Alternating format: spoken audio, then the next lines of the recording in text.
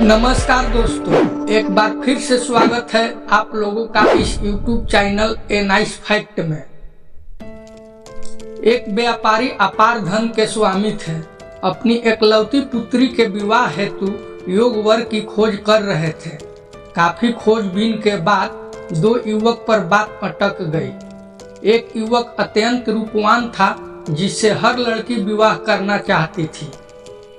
व्यापारी की बेटी को वही सही लग रहा था। दूसरा युवक देखने में साधारण था पर अत्यंत योग्य था। वह युवक व्यापारी को बहुत पसंद आ गया। इसी मुद्दे पर पिता और बेटी में असहमति हो गई थी। व्यापारी परेशान थे कि बेटी को किस तरह बात समझाई जाए।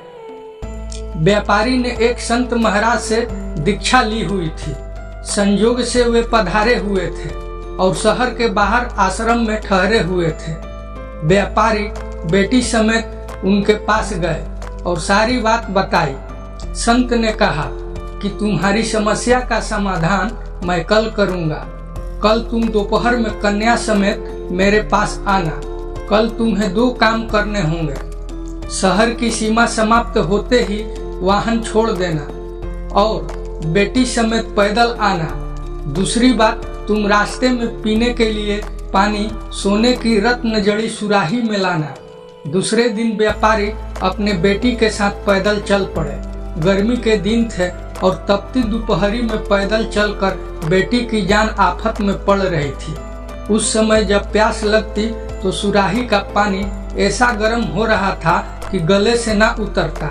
दोनों किसी तरह आश्रम पहुँचे और निढाल होकर एक तरफ पड़ गए। उनकी हालत देखकर संत ने कहा, बेटी उधर देखो, एक काली मटकी रखी है, उसमें शीतल जल है, जाकर अपनी प्यास बुझा लो। सेठ और उनकी बेटी लपक कर मटकी तक पहुँचे और जी भर पानी पिया।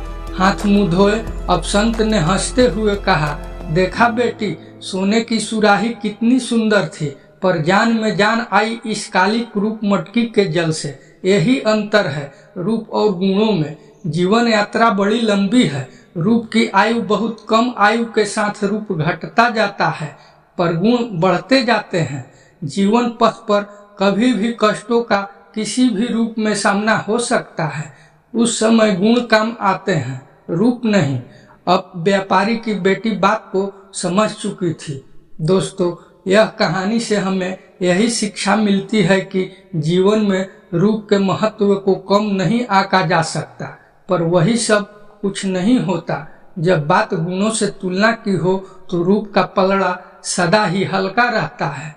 मित्रों, यह कहानी आपको अच्छी लगी हो तो इस चैनल को सब्सक्राइब, लाइक तथा शेयर जरूर करें।